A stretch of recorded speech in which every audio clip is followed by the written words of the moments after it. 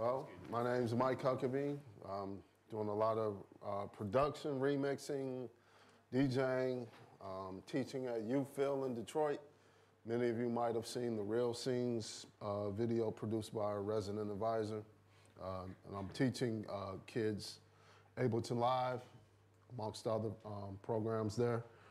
And I'll be giving you a demonstration of Ableton Live 9. And before that, I'll give you an example of my general workflow in terms of remix. I think one of the most important things about music production is evaluating the tools that you are using to produce music with in terms of their resourcefulness. I think that a lot of people are using programs and are not necessarily evaluating the resourcefulness of the program. I think a lot of people are using similar programs that they may have heard other people use, and they're not necessarily evaluating the resourcefulness of a program. Every piece of gear that I own or am seeking out, I evaluate it in terms of its resourcefulness and what I could really use it for, and what workflow am I able to come up with, what ways am I restricted to use the program, and how I can actually break the rules of the program and customize it and do really unique things with it that I probably wouldn't have necessarily been instructed to do so. So in terms of Ableton is extremely resourceful in a lot of ways, in several ways. And the one thing that is often misunderstood about using a computer is the fact that you're increasing your analytical ability to produce music, whereas in the hardware studio, it's just kind of based on the clarity, warmth, and strength of the signal. Whereas making music with the computer is not the easiest thing you ever did or could decided to do, and a lot of people think that. And that's where a lot of misconceptions come about, because the more I do workshops and the more I do remixes, the more I expel on the myths behind a lot of workflows, a lot of features, functions, and attributes of making music. And it has led me to really understand that making music with a computer is all about increasing your analytical skills. And Ableton, to me, is just, in terms of remixing, has really taught me that production is really no more than a matter of interesting frequencies in different frequency ranges. That's all that production is all about. You could take a sample from something that you hate and can synthesize it into some desirable frequencies through using Ableton. So here in my general workflow, probably one of the newer found features in Ableton is the ability to skip or move from one different tempo in a clip to another without having to load in an entirely different session. So here, I'm working on a house track that's like 120 beats per minute.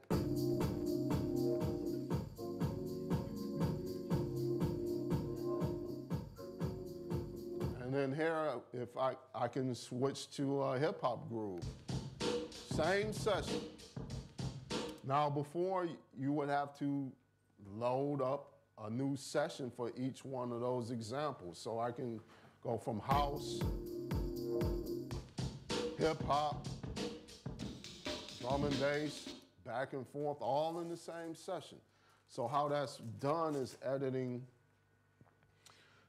the launch tempo. So when I edit the tempo here, I type in a BPM, that clip, or these scenes will play at 120 beats per minute, and if I edit the next one, same thing.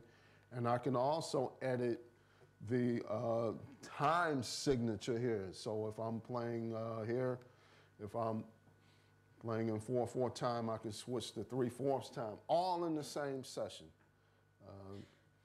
Really, really, really unique feature to do that. Now, the warping is just the godsend for remixing.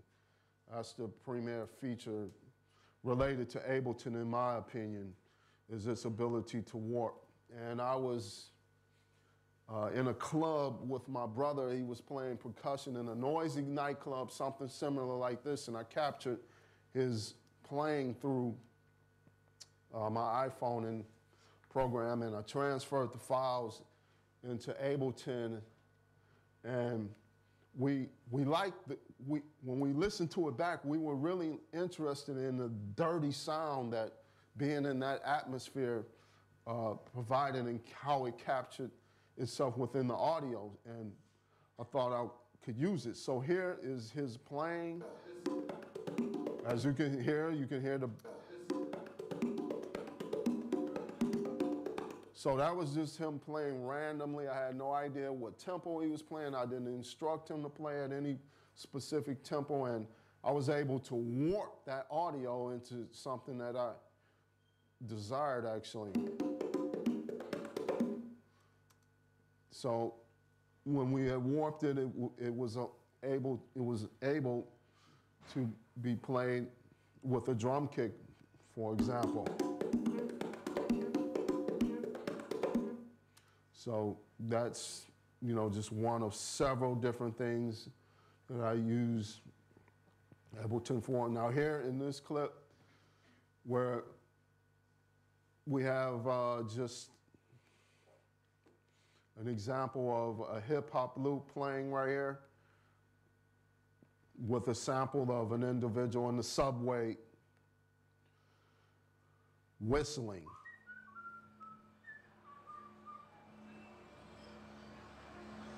Just whistling along. So I wondered if I could warp that to a hip hop beat. So here's just the hip hop beat.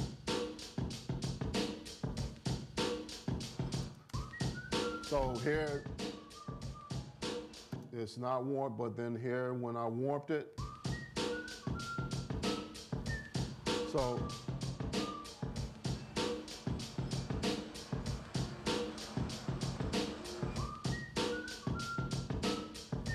So warp markers are just a godsend to remixing. That's really the key feature that I rely on, and I like to use clip envelopes where I can do a whole lot more interesting things to the sample. So here I could create like stutter effects in the audio.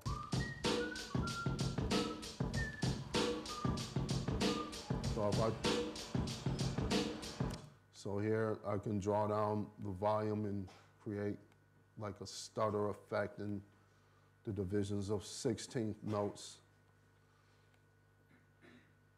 And I could spend a little time doing that and create a really nice rhythmic feel to it.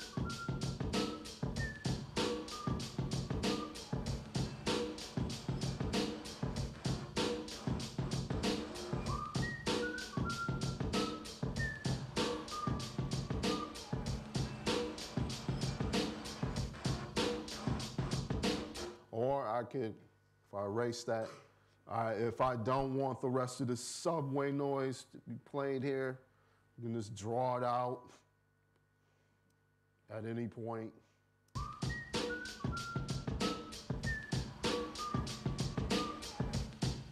So just eliminate the audio.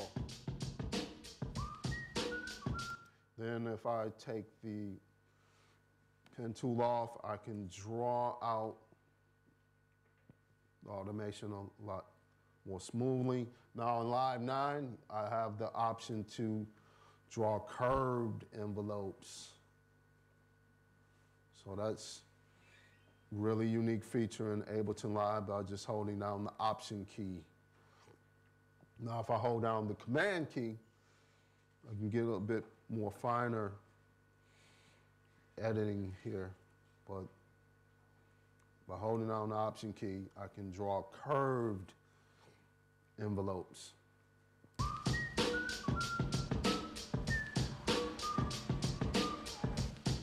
Now, another thing is that you can just simply click anywhere on the automation, and as you can see, the next breakpoint simply occurs. So here, when I choose Option again, then that part between these two breakpoints can be curved. Well, that's one of many features of Ableton Live 9 we'll get into. I like to use Ableton as a full-blown wave editor. I'm not using external wave editors anymore like Peak or WaveLab or anything like that, because a lot of the functions of a full-blown wave editor are simply located right here, where you can raise the gain of a clip, reverse the clip, use it to include a fade, transpose or detune the clip. And one day I was working on a mix in Ableton, and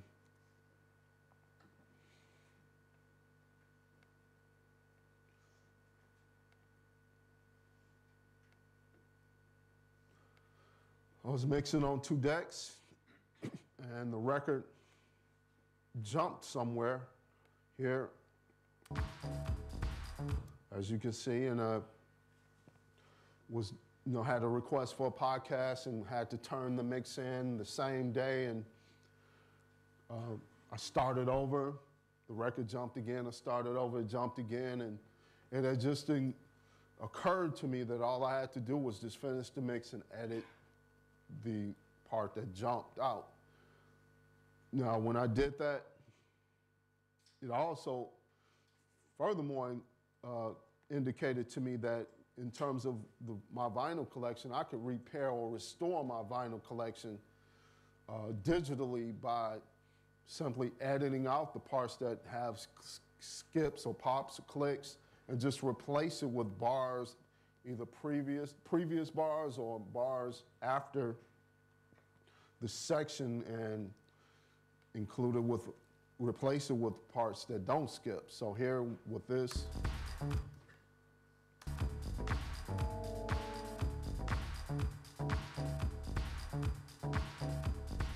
so that was the part that just caused a nightmare.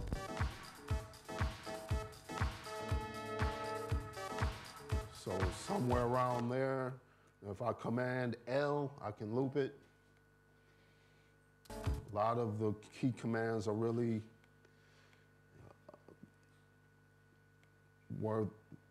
worthy of using or memorizing while you're using Ableton to speed up your workflow. So something like this.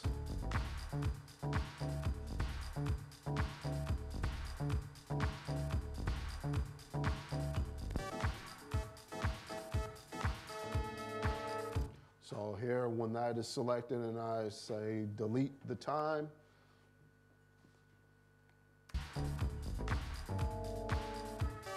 gone.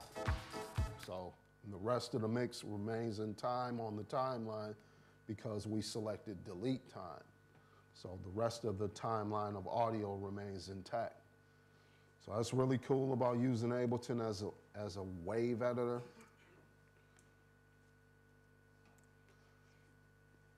I like to map keys on my laptop to trigger clips. Extremely useful instead of manually starting a clip. See that now? See, that's playing at 96 BPM because the last sample I played was the hip hop sample, so I have to launch that here. So it's okay to launch the clip from the space bar, but if you assign it to a key, then here, turn that off. Now, every time I hit the Q button on the keyboard, it triggers triggers the sample or the clip. Now I can change that to a different resolution. So here, this gets changed to 16th notes. So I can trigger it quicker so I don't have to wait till the next bar for it to trigger, which when it was set to 1 bar, it did. So I could trigger that, and then I could set up another clip to do the same thing. I can set up any key here on the keyboard of my laptop to do so. Now, another really cool thing, especially when I'm teaching kids, kids are listening to a lot of different music from a lot of different genres, and a lot of the music has some really interesting production methods and techniques going on. And they'll often ask me how something is done that is actually done outside of their favorite program. So I have to evaluate the questions of the students and come up with a workflow in Ableton Live that will recreate the effect that the student desires to want to gain access or knowledge in terms of using. So one thing that I like is the real drum and bass time stretched effect that is often heard in a track. And just one track that I heard, and often I'm listening to a lot of effects and production techniques in tracks that I don't even like, but it's just really interesting to know how it's done. So here's a house track with a nice little time stretch effect, and then I was just interested in how that was done.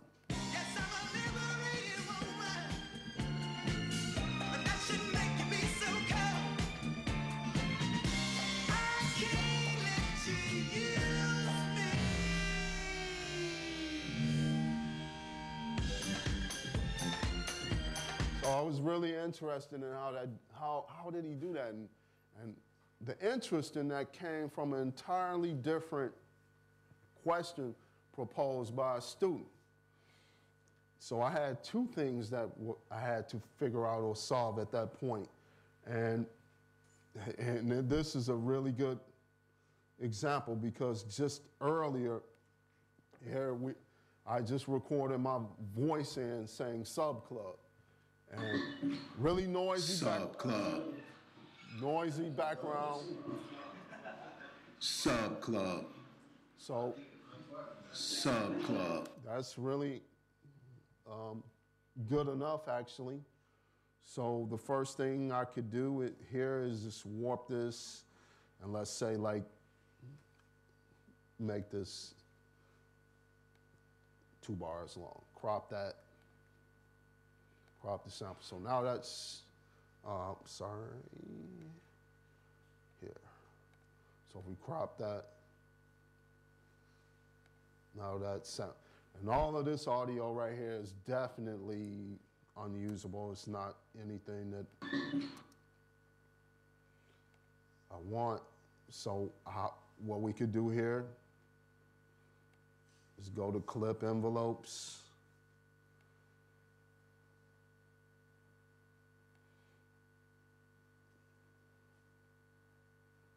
So I have to warp that, turn that off.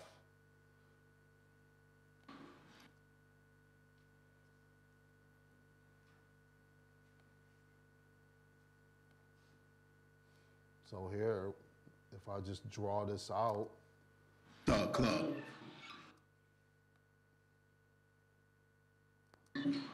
The club. The club.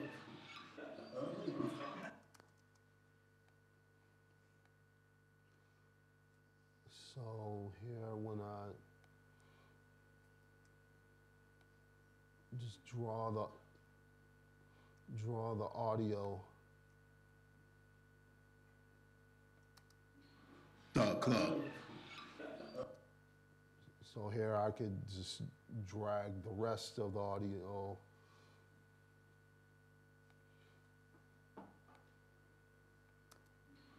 The club. Now, here with the warp markers now, if I place the warp marker at the beginning of the clip,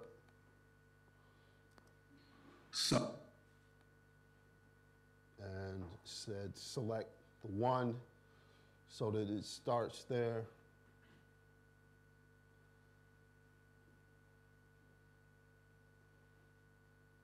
Okay.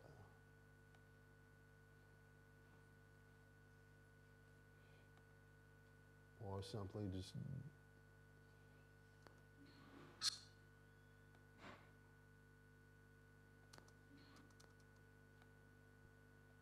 club. Club. Now here is where club is being set. So if I just stretch that out. Club. Now that's an interesting effect right there. Club.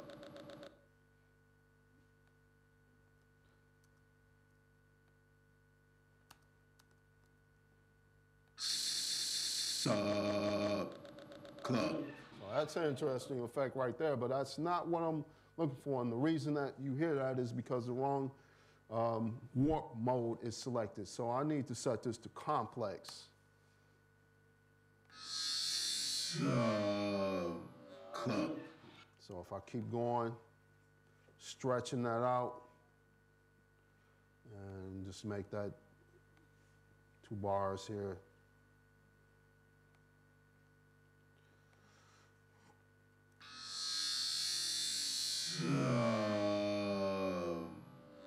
Club. You can even drag that out a little more even there, and that's how that effect is necessarily achieved.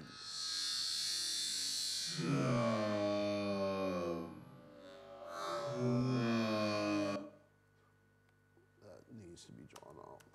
See, now I need to set this to a key here, and then the W key now. So now when I trigger the W key,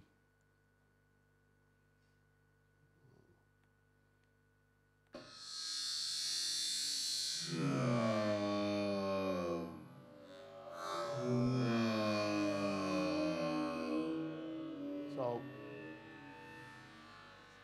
pretty interesting effect. Even the end part sounds really interesting, but I'm often forced into a position where I have to provide a lot of answers for the students and come up with ways to achieve what they're asking in Ableton Live, because a lot of times that the students' questions are derived from using other programs. So that's quite a bit about just my general workflow using Ableton Live. So let's look at some of Live 9's features. So one or two different things I really like. Okay.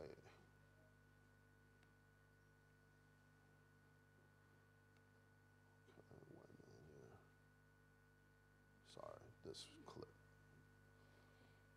Now, I really like the conversion of audio to MIDI, converting harmony to new MIDI tracks of clips, which is really interesting. So now in Live 9, you have the ability to do that. So here is just a loop of something I played on the keyboard.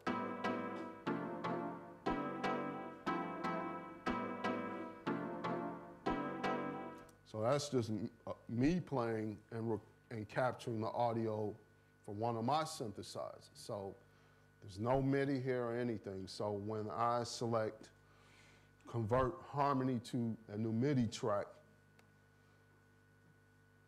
now it's possible to obtain the MIDI from that clip that I played. So here,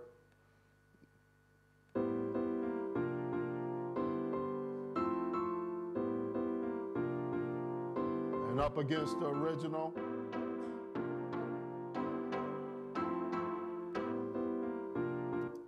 So it's extracting and putting the MIDI file and notes that I played from the audio file here. Now, you may hear some notes that are undesirable, and that's where, if you're going to use this feature, you better be aware and understand how to use this properly. So another thing I can do is if I hit 0, if I hit,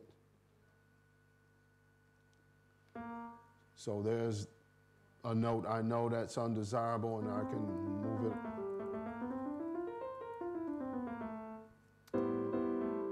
Now, if I hit 0, I can mute that note. So I could turn notes on and off. So I could 0 that.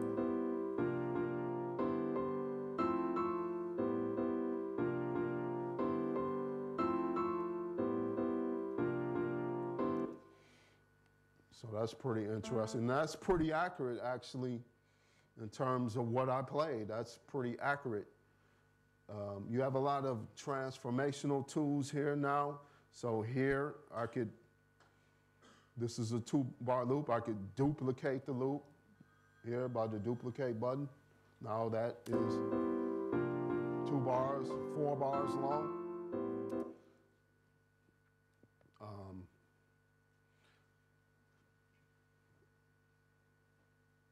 I can select a note here and transpose it to a different, or I can type in the note that I want the progression to play in. I can reverse clip information. I can use legato on it, and I'll show that in another clip here. So now here's another clip, and the results are pretty accurate, and I'll show you some of the considerations you would need to take into consideration in other clips. So here's another loop.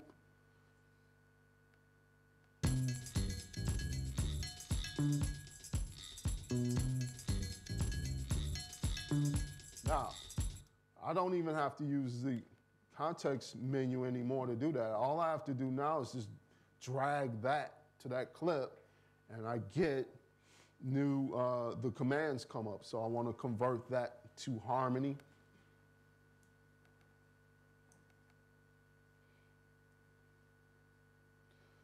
And if we solo that track, we can listen now.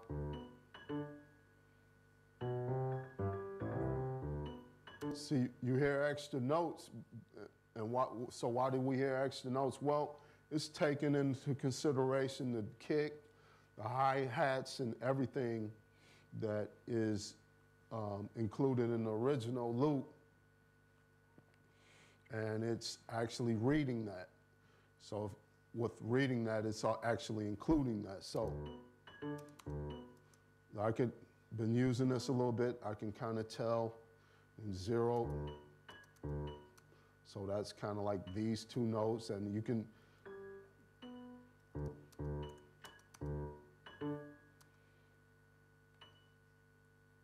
tell that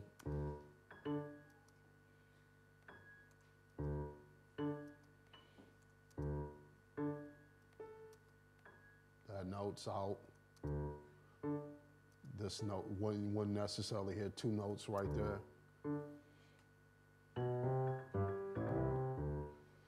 So now legato mode is okay, because what it will do is it will make the end sound a lot more smoother with the beginning here. So when we hit legato,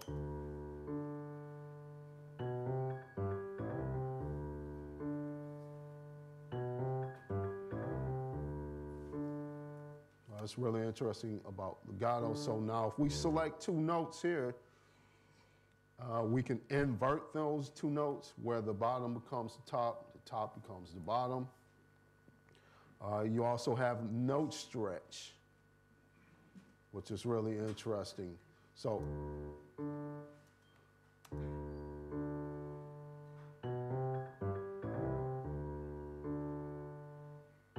that's really interesting.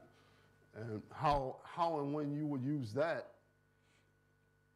let's say if you drew in a chord progression and there's no speed captured behind the chord progression, it's just notes. Well, you could speed that up or slow it down. So actually you could kind of create like a time stretched effect on MIDI notes. Because honestly, a MIDI channel in Ableton is just a restricted audio channel, pretty much, is where you just don't get to print the audio from the MIDI channel. So now we can hear some other tools here.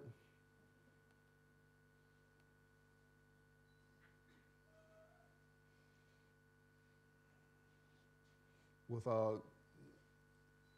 multiply by 2 and divide by 2. So here we could speed that up. Well, now here. So if we selected the entire MIDI clip, so now if we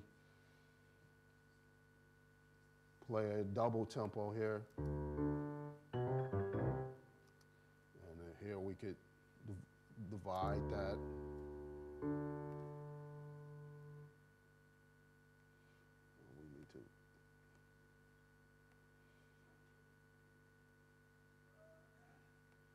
Oh, there's a lot of new tools here.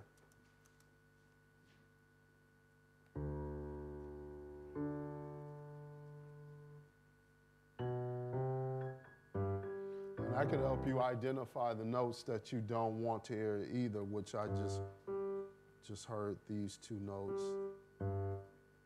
So those could go. So those are really cool features. Now let's try this on drums though. So here, okay, so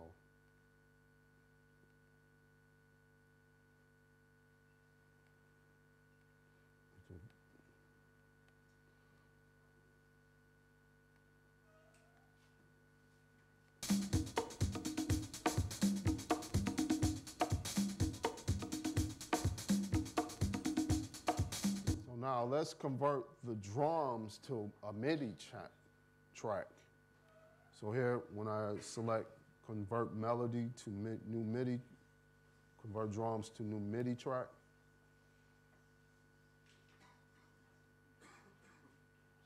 So now here we have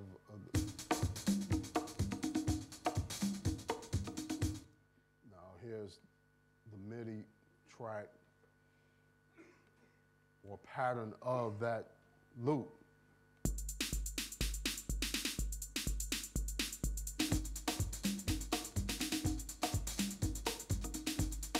So what in effect, what really happens here is the MIDI is converted from the audio channel and is placed in a drum rack with various samples. So the most important thing you would want to consider here is drum substitution if you're not happy with the drums that became included with the rack. So here is the information, or MIDI information actually, of how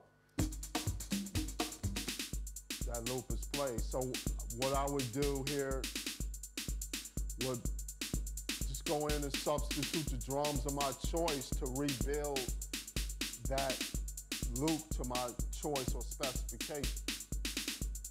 So really interesting new tools. And I'm testing this a lot. I'm testing this out. Now, another thing about Ableton, Live 9 Suite comes with Max for Live, which has a ton of new features in it. And here is that loop played in what is called a buffer shuffler.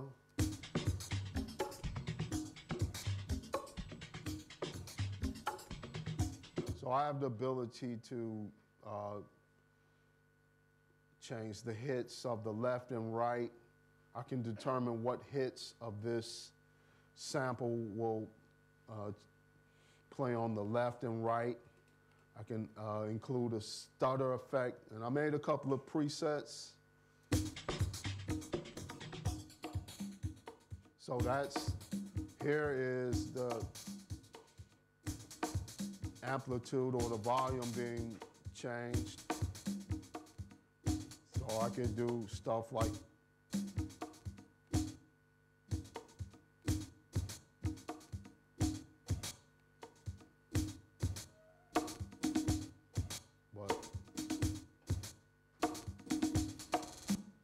here's a stutter effect.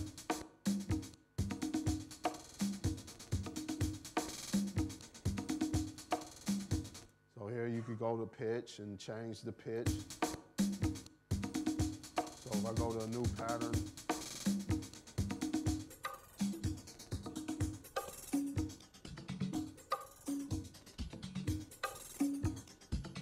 so you can have a lot of fun with a lot of loops. And I like to test this. I like to see what's possible from here. This is just a loop. Let's see, like here's a.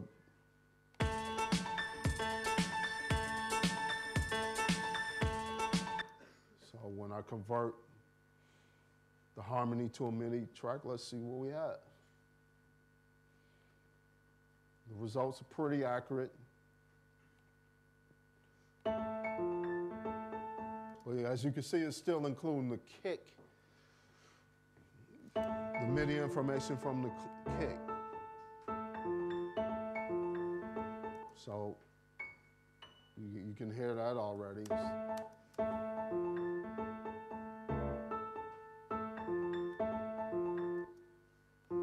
That's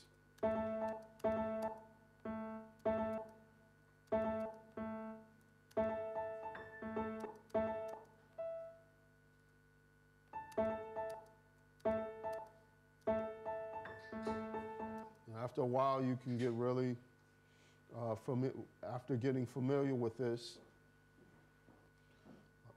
it can yield a lot of interesting results and reliable results, because I think that you will hear this effect being used incorrectly in the next couple of months, where you'll be able to just tell that certain guys, because when Ableton came out, you could hear like bad examples of warping.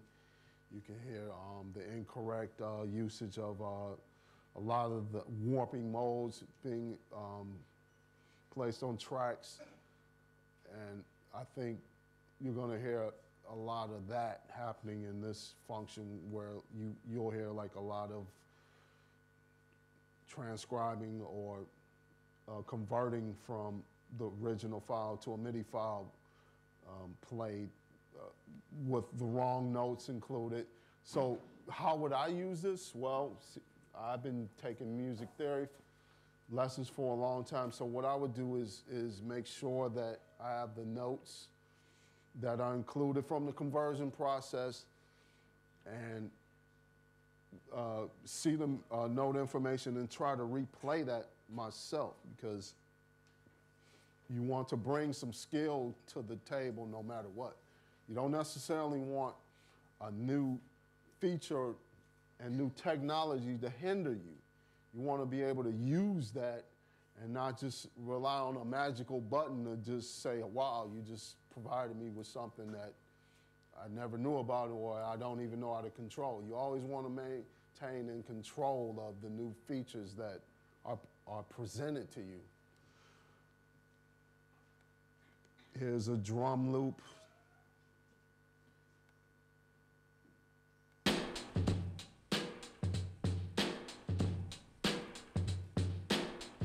So maybe you want to know how that drum loop is played, or how it was played.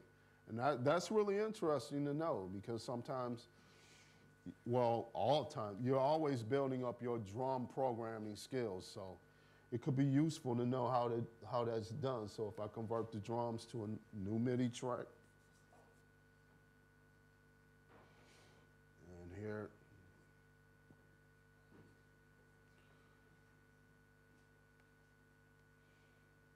Solo that.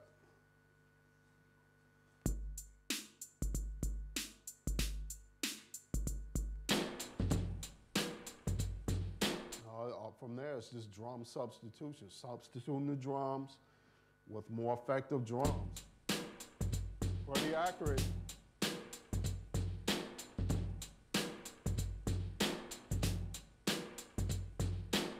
Now here's the deepest secret, though. Here's the deepest secret. So here, with this loop earlier,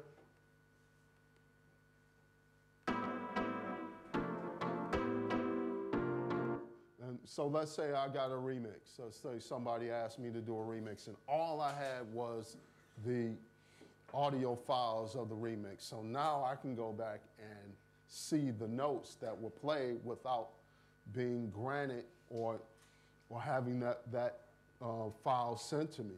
That's pretty useful. But so here.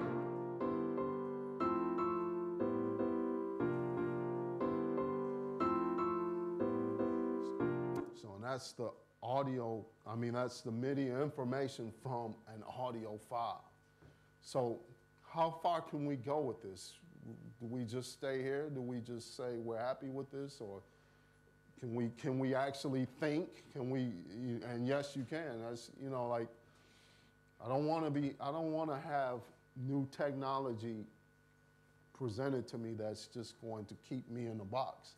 Because a lot of people are just going to be really excited that they can do this and never go further than that. So what is the one thing that we could go? And this will be probably one of the highlights of this workshop. So what I would do is I would point a VST to that MIDI file and have my VST play that pattern. That's what you want to do.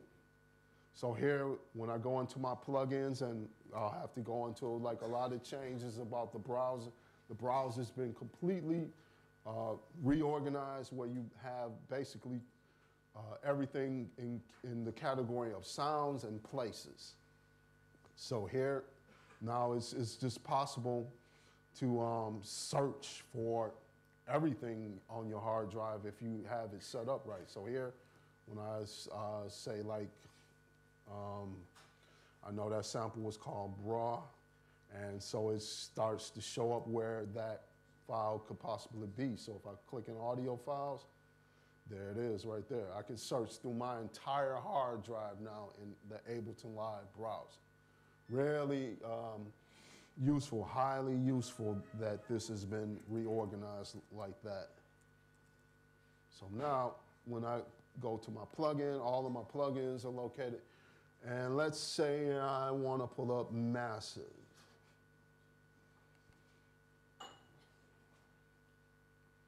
So now,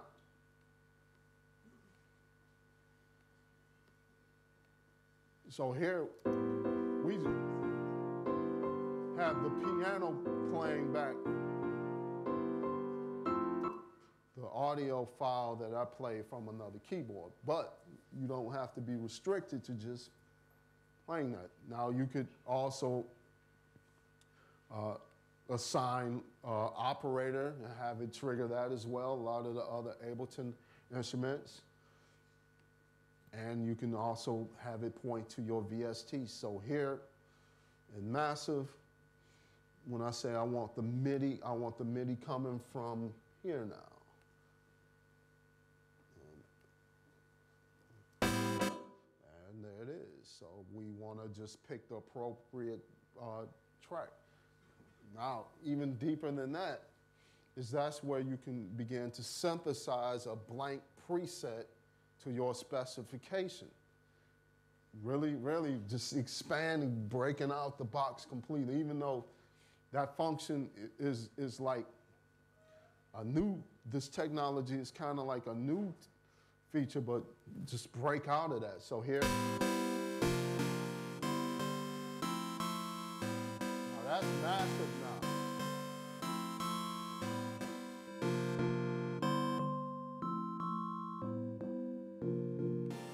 And then you can go through the massive,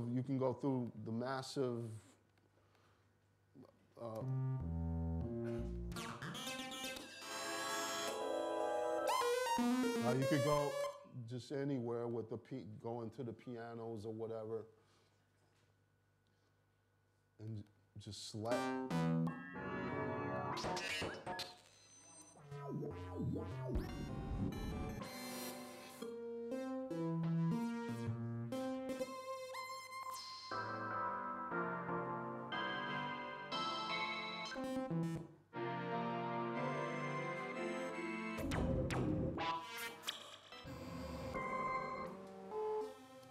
So a lot can be done. A lot can be done with that feature by just going further, just breaking the boundaries and the rules that are set up to use that.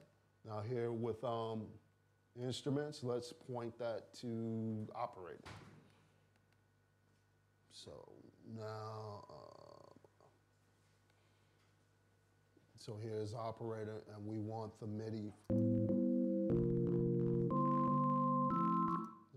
What is playing here? Operator.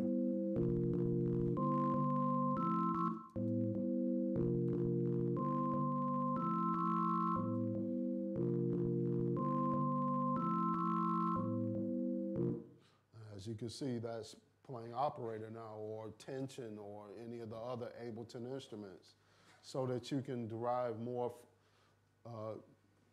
sonic possibilities from the MIDI clip that you are now being able to extract from an audio loop. So pretty interesting. The browser's been reorganized. Now everything in the user library will be everything that you have saved. So if you save grooves, presets, or samples, it can all be placed here. You won't, Live 9 is not set up where you can save your sessions anymore. You have to put a folder. So here, I just made a folder called Live 9 Arrangements, and that's where all of my sessions go. So how do you do it? You just, on the Add folder, just navigate to wherever you would like your sessions to be saved, and they're saved. A lot of new things with instruments such as, let's say, the Audio Effects EQ8. So here in EQ8, there is a lot of new changes, a lot of graphical changes. So here, now you can see all of the different bands in EQ8. And so we have 4 selected here. So if we want to turn on all 8, all we have to do is turn on all 8. And you can see, what channel is that on? So here, I want to put, let's say here, a lot of graphical improvements.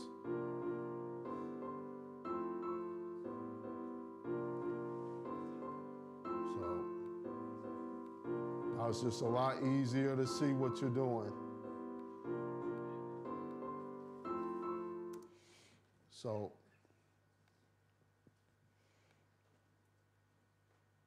you know, because in terms of remixing, you want to use something differently than the next person is using it. You don't want to stay or remain fixed to the way that most people are using the program. You want to defy it a little bit, and definitely through this conversion process, and then pointing that MIDI file to another VST or another instrument in Ableton Live is definitely the way to go. I don't think a lot of people will pick up on that. I don't think that a lot of people will pick up on these conversion, new conversion possibilities you have here without really exploring them and understanding exactly what is going on.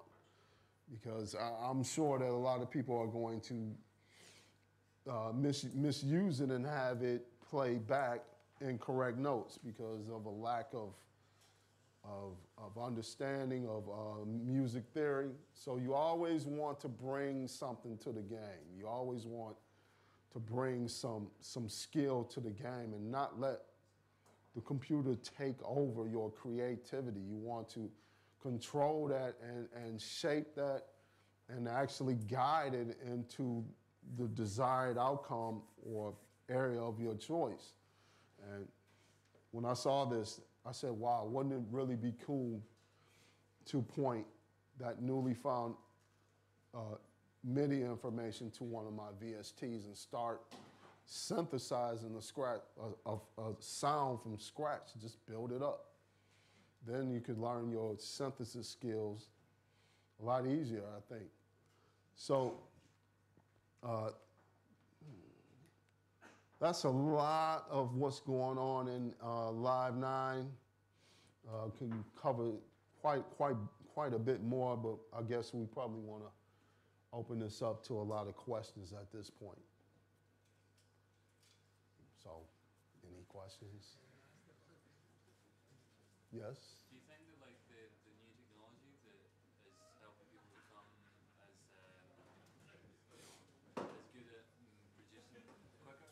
The new technology? Could actually, it's debatable. It could actually slow people down. A lot of new technology and a lot of new features can slow people down. Why do I say that? Because, well, you have to learn it, you have to study it, you have to learn this stuff. So, and a lot of people, you know, want instant gratification. They want it now without really connecting themselves to the new technology and the new features. And for me, I think that I want to go deeper into what these new features are and understand what they are instead of just saying, hey, I got a new button.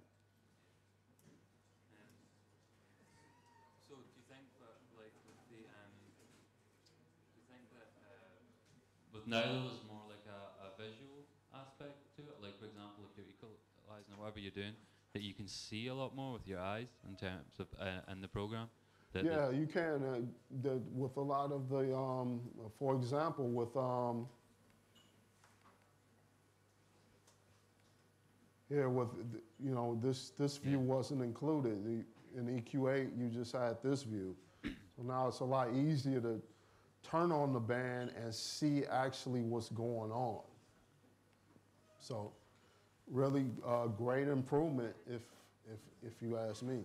But does that restrict maybe people in developing their ear?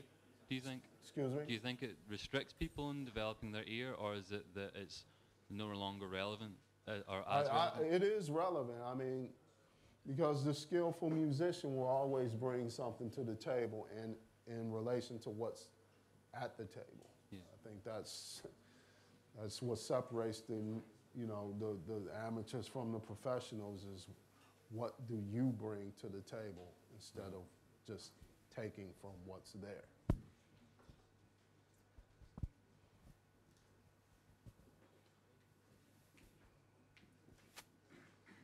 I mean, for me, I can take full advantage of now in a remix when somebody is playing something that only exists as the WAV file of what they played, and now I can see what they played and study the notes they played and go to the piano and transcribe that, and then do a lot of chord substitution where I indicated drum substitution. And then you could just see what they played and just take that in a whole different direction in terms of what was played, and then in terms of like another synthesizer. Everything can be substitution is or an alternative sound. You know, this is relevant now.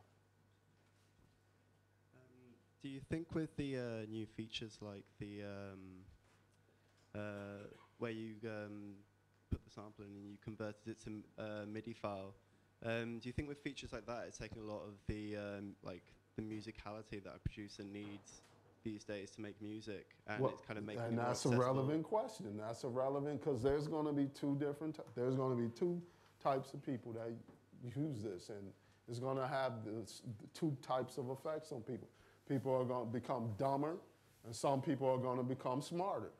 So, not going to be too much in between. It's for me. I want to have an organic experience with the music making process. I don't just want a button that's going to say, "Whoa, there you go."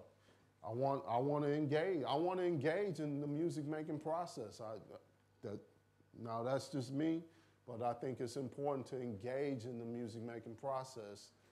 And so if you're wondering if that's going to happen, well, you don't even have to worry about that for half the people that are going to have access to this feature, because they'll never pick up on it anyway. So it kind of like cancels out and answers itself at the same time. So a lot of people like to blame the technology of Ableton for like things, and a lot of people like to blame. You can't blame somebody's code writing or skills for a lot of abnormalities in the market. You were talking about the importance of staying in control of your tracks. How important do you think it is to know about mastering, or do you think that's something that should be left up to the professionals? Do you think it's better to mix down a track and then send it to someone who knows about mastering, or you should learn it yourself? Yes, but you need to, you even need to know what to send to the mastering person. So it's on both ends of the game, because when you're making dance music, it's a whole different game to what you're just listening to, because it's a whole different game of what becomes involved. It kind of goes beyond this. If you want to hear a track on this system and you want to hear it effectively, you have to learn how, and this is the real world discussion right now. This is where you have to you have to really learn how to mix obtrusively, I always say, where like you have to make a lot of parts louder than they would normally be if you were just listening to the track. Why would you do that? Well, because this is dance music. You want your parts in a song to stand out for the guy that's in front of the speaker or the guy that's back here in the club. That person, the listening experience needs to be the same at that point, no matter where you're at in the room. And in terms of mastering, if your parts are too low in the mix, nothing is going to help you achieve it. No mastering, no anything. So again, you have to, and that's just what I had to learn. I had to learn that hard lesson about how to mix obtrusively and place things in the mix like way louder than like you would ever put a bass line or a lead part, like just so loud that like it would just like not even make sense. And it was a couple of years ago that like I started to understand that, because when I was in the studio with one of my technicians, he placed like actually in my Jazz Nova remix, he placed the piano part so loud. I was like, dude, turn that down. Like, and then it turned out that it wasn't even loud enough. And I was like, okay, I understand, because this is dance music. Most people are not making music. You're making dance music. And that means that your parts better be loud. Now, in order to get your parts loud, there you go. Now you're talking about compression and using limiters to get that loud, because a lot of the music that we listen to, you could not ever record that. You could never naturally record any of the music you hear in this club on any given night. You could not do it without some consideration of limiters and compression. You just could not do it. So really important to wrap your head around what you need and how things get to be what they are. A lot is kind of like, the computer is kind of like the last thing that you should kind of see. You need like everything that leads up to using a computer, because it's a bit deceptive. It's a bit deceptive to think that you could stand here and get what you want when there's so many other aspects to the music making process that are relevant. One of the things I noticed about your tutorial is that you have a kind of desire to create something interesting, and it's almost as if it's like a kind of a constant curiosity you have to make sounds that are interesting and different, and bringing something new to the game, like you said. Well, because when you're listening to a track, even if you're listening to a minimal techno track, well, it's kind of repetitive. Minimal, it's kind of repetitive. But what makes a minimal track interesting is the small little variations from bar to bar that causes a satisfying experience to the ear. That's what makes a minimal track a bit interesting. A little tweak here, a little filter opening up, a little envelope opening up, or something like that over the same thing. That's what makes minimal, because otherwise, like, it would drive you insane from the definition of hearing something over and over. So, as someone that makes music to try and sound like the tracks that I love, or like to try and create something that sounds like or to desire to be like the producers or the DJs that I respect, is the desire to create something interesting something you've always had, or do you find that develops as you go through? yeah, very interesting. Very well. See, we are all influenced by something before us. We are all influenced by something. We're all also influenced by things that come about daily in the future or in the present. We're all inspired and influenced by all types of things that have taken place in the past, present, and future. So it's just really a matter of kind of defining your sound. So how do you define your sound? Well, you kind of define it from the space you happen to be in, or the space that other people have been in. And because you can, a lot of people kind of walk the walk without being inspired by a lot of people, but even so, they were inspired. So, like, not to really name off some producers that are like pioneers in the field of like minimal techno that live in Berlin, that kind of work at Hardwax, or from Detroit that are part of the Bellevue Three. Like, they are all, everybody's influenced by something, man. Everyone, no matter who you are, you are influenced by something else.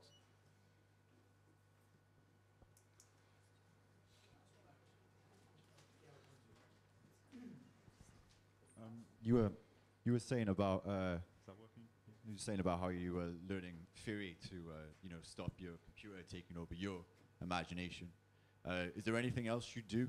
I mean, for example, if you've got like a song in your head which you want to, or a sound in your head which you would like to include in your production, would you try and physically model like something you've got? Well, a lot of that plays an important role in understanding synthesis, because all the music that we normally are listening to comes from the primary waveforms: saw, triangle, pulse, square, all these waveforms. But it's, the process of how these sounds get built up and effects get placed on them, and how they become synthesized into what they become.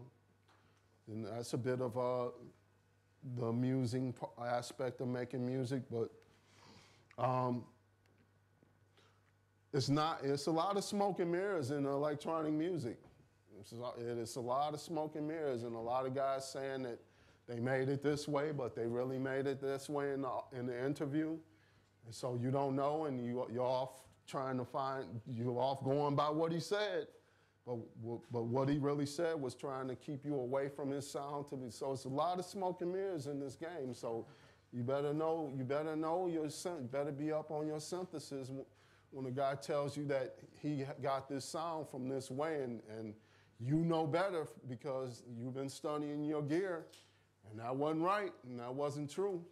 There's a lot of smoke and mirrors in electronic music from a lot of guys that either know what they're doing or don't know what they're doing. So when you were talking about coming up with a sound, do I have it in mind? Not necessarily, because here, when I'm taking that MIDI and pointing it to a VST and I'm synthesizing it from scratch, I don't know what I'm gonna come up with. I'm gonna be surprised. But then, if you're smart, and if you are, and if you are resourceful, you can walk back and tell yourself this is what took place to make it. Now, a lot of people are making sounds and they don't even know how they came up with it. And if the battery died on the computer before they saved it, they're screwed. So I drive this point home with the students a lot. I tell the students in my class, learn synthesis and be able to duplicate, recreate, or emulate what you did in an entirely different program, similar program, or the exact same program. If this turned off, if the computer shut down right now, I wouldn't even have to save this because these are the skills that I'm retaining. If you're gonna be led to be tricked out of like that, then it's gonna be hard on you. And there's a lot of deception, and there's a lot of deception in electronic music that's not really necessarily discussed. I first got into audio production and computer synthesis in the early 90s with excuse me, Cubase 1 Lite, which is obviously really old school. Played about with that up until Cubase VST, maybe version 3, and then went away, and I only came back to it recently with Live 8. So I presume you know the Propeller Heads Recycle product. I haven't seen much difference between Live 8 and Live 9, except it seems to be Live 8 plus the recycle element of the wave to audio. Now, maybe I'm wrong, but I haven't seen anybody actually explore that even further apart from Ableton. It seemed to just kind of stop with recycle, and it's only now it's reappearing. This amazing gift to take wave to MIDI. Sorry. Do you think that we've reached a plateau with the software in terms of how far we can go with this? Everything just seems to be rolling into the same thing, whether it's Pro Tools, whether it's Cubase. Cubase started as a sequencer, then it became an audio processor. Do you think that that's what's happening here? That's a valid question, because I often wonder, like, how much more can you push? How much more but you have a lot of really talented musicians, synthesis, sound designers, code builders and writers that are always coming up with something new. I mean, it's always being expanded, and it's always pushing the boundaries and the limits of hardware in a lot of aspects, but you can never eliminate hardware. I think that, for me, I think there are a nice amount of new features in Ableton Live that I can take advantage of. I really do. Should a person update from Live 8 to 9? I think so. I think that there's a lot to grasp on that could effectively make you a more skillful producer. Is it fair to say then that what Ableton 9 is doing is increasing workflow rather than creating? Yeah, there's a lot of that, because there is always going to be a need to create a workflow, because see, in real life, I can just grab whatever knob I want right here. I can just grab it whenever. In the computer world, you have to go through a hierarchical system to do the things that you want to do. So, I mean, it's kind of like the debate of, which is better, hardware, software. Well, I think both. Yeah. I think there's a need for both. Computer has a lot of strengths. The hardware has a lot of strengths, and Now, when you're talking, well, I think you should also mention about time stretching, because without the computer, we wouldn't be where we're at today. Because in hardware, time stretching kind of gave up. The machines couldn't keep up with the processing power needed to render effective time stretching results. Hardware just gave up on that. I mean, that's why I think. I think that we've reached a stage with, you know, processor speeds, memory. We're spoiled for memory. Exactly. And like a lot of the stuff that's done here is just done at the click of a button, where a machine, it took a machine to be the platform for that type of technology to exist in the first place. But machines couldn't keep up with time stretching. You know, even the most advanced sampler that took place, it just dropped off. It had to be perfected in the computer domain. Cheers. So when I say that, like, there's a lot of myths and deceptions, and you could even fool yourself a lot of times. So like, here was one of my biggest deceptions in my own career, was when I bought this synthesizer.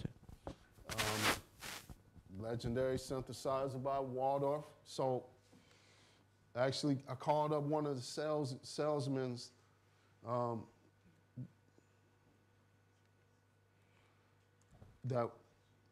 called up a gear shop, and I said, so is it really true that if you had a Waldorf wave, you could get any sound out of it? He said, yeah. I said, wow, really? And then I looked at my DJ crate when he said that. I was like, you could get any, I asked him again, I said, you can get any sound? He said, yeah. I said, well, you know what? That's what I want. That's what I want. That's not what he meant. And that was the biggest deception that I incurred myself.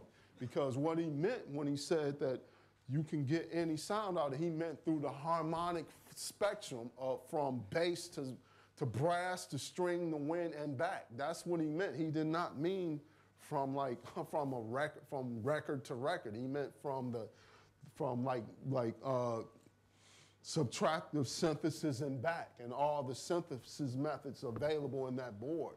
So you can really, really confuse yourself.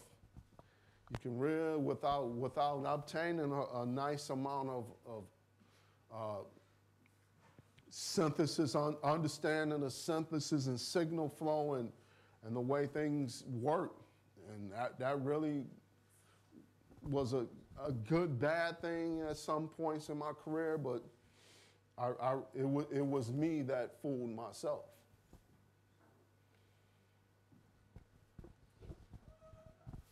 Hello. When I was down in London, I went to the Point Blank School, and I done Ableton course. And for me, what I'm making today is all about the kind of sub and the kick and how to get the groove going. But when I was in Point Blank, my tutor says that Logic and stuff was better for mixing down stuff like this. Will the Ableton 9, with the new, I've seen up there, you've got the new kind of graph, you can do more stuff. Is it going to be better for mixing down and creating that groove and getting more specific on frequencies than Ableton 8, basically? Well, there's the critiquing of different DAWs versus DAWs, for sure. And some DAWs are attributed to sounding better than others.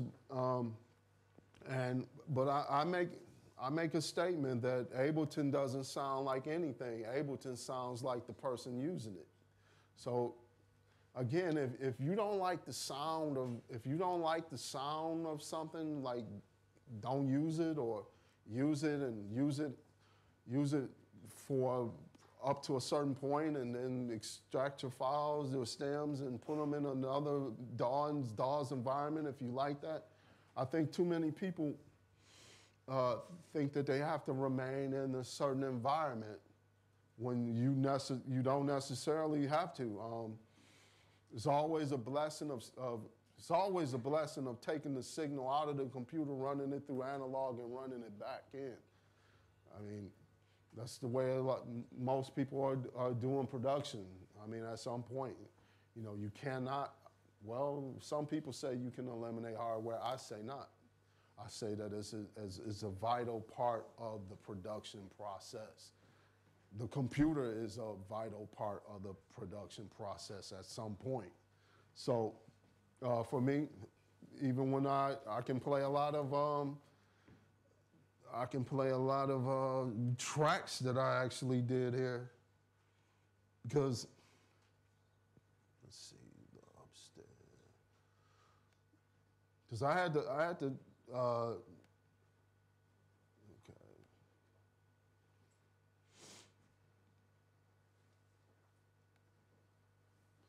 I had to learn a lot of this stuff myself, and I had to conclude that the lack of understanding about all of this stuff is what was confusing me. First and foremost is, I didn't know that I had to, learn how to mix obtrusively. And one good article that you should read is Dennis Ferrer's Resident Advisor Tech Talk. He broke it down. He broke down the law on a lot of things, but I would go beyond reading that article. I would actually do what he said. If you want, because this is getting pretty deep, because in a lot of the workshops I do, a lot of people are asking, how do I get that fat sound? How do I get that sound? Or how come my records don't sound as good as my favorite producers do? A lot of people are asking that, and I've been asking that for like just before the last couple of years now. And it wasn't until like the last 5 years that I even started playing my own tracks in my sets, because I would play my tracks, the difference would be like enormously like different. And I actually this is in Ableton. And so I figured out how to get stuff right in Ableton, loud, punchy.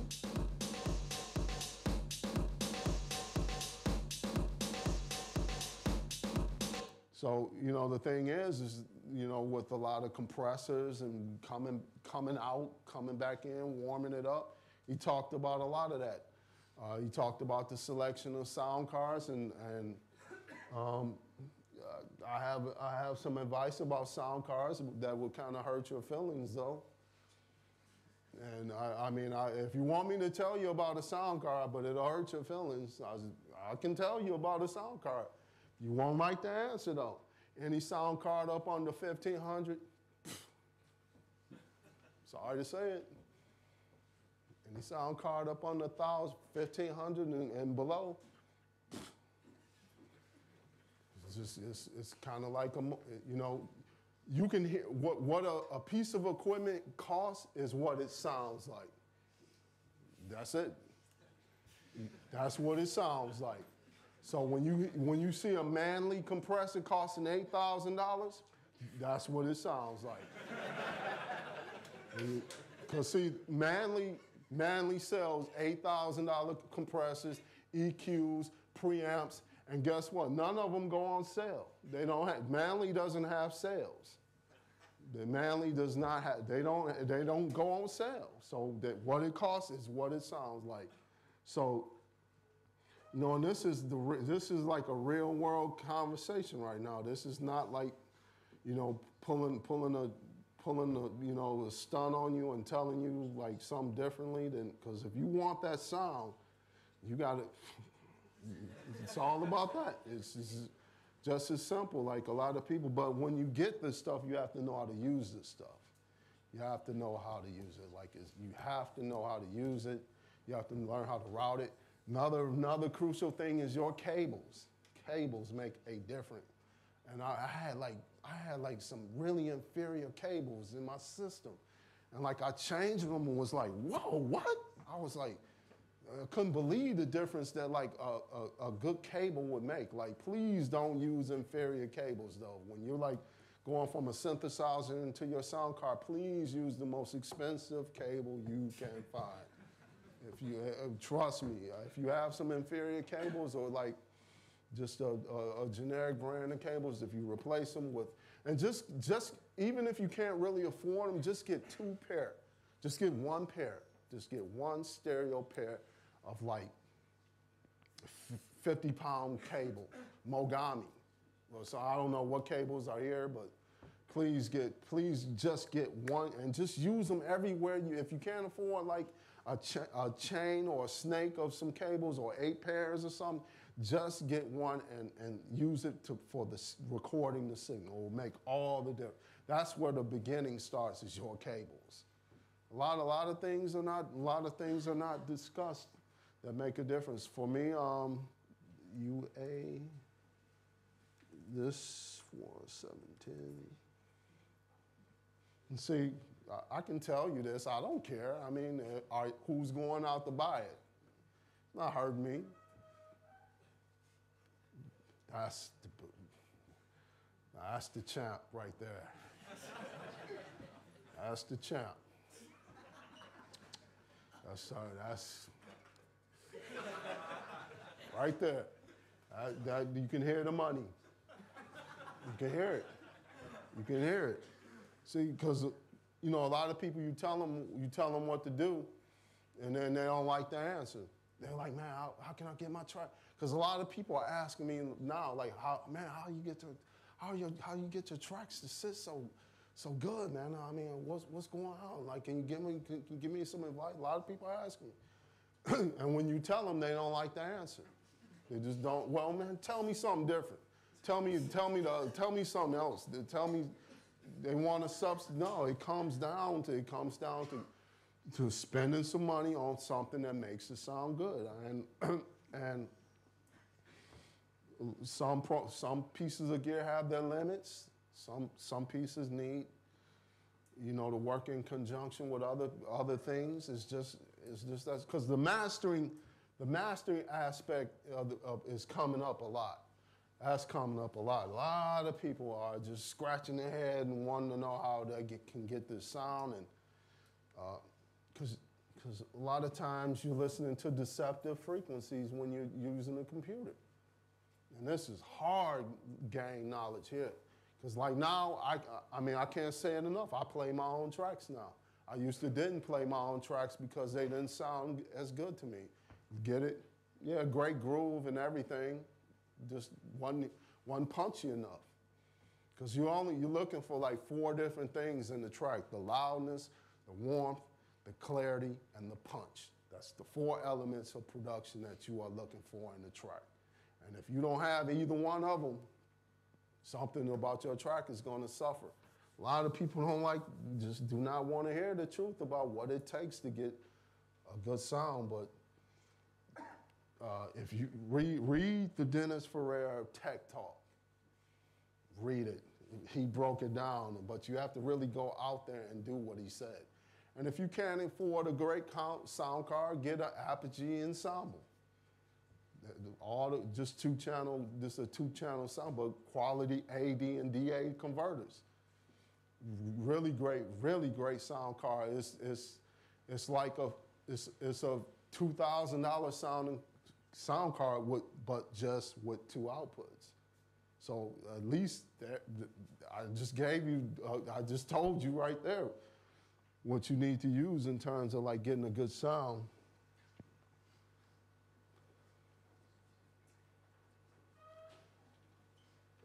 I mean, that mastering, it kind of gets me going when people talk about mastering, because I'll give you a good example about how the music in a computer kind of sounds. So when you think about taking a picture, right? If I just took a picture of these 2 people right here, I could just take a picture. But if I want to take a picture where everybody's sitting here, what does everybody have to do? Move closer, right? You have to move closer. Now, it's not only just that. When you move closer, what do you always do when you take a picture? You don't put the tallest people in front. You can never take a picture putting the tallest people in front. You have to put the shortest people in front, followed by the tallest people in the back, so that everybody can see each other. The computer is doing the same thing when it's rendering a file. It's doing the same thing. It's saying, okay, which frequency is the loudest? What is the threshold? What frequency can't go above this no matter what? What is the lowest frequency? What is the frequency what is the average mid-range of the frequency? And it's saying, okay, so we have 16 different tracks here. How are we gonna pull this off? So it takes all of that and does all this type of stuff to it and renders the files. Now, when it does that, something gets compromised. Something gets compromised upon that rendering process. So that's how you wind up with frequencies that sound a bit diminished or dull as a part of just hearing it soloed on its own. So now that the bass line that sounded like really clear, but once it's rendered, sounds a bit muddy. The computer's doing the same thing. So always remember this. And you want to do real-time recording. You want to real-time. You don't really want to render a track. You want to record to like tape or to another singular channel where you're not rendering 16 different tracks or something like that. So. Guys, so before we just wrap this up completely, is there anyone that has another question they'd like to ask Mike? We are going to unfortunately have to wind this up. I don't know about you, but I find this absolutely fascinating. I think it's been, something that everybody's really got into. I mean, everybody's just stood in awe of what Mike's telling us here. So thanks, I can hear that now. Thanks. Has anyone else got anything else they want to ask here? Yeah. No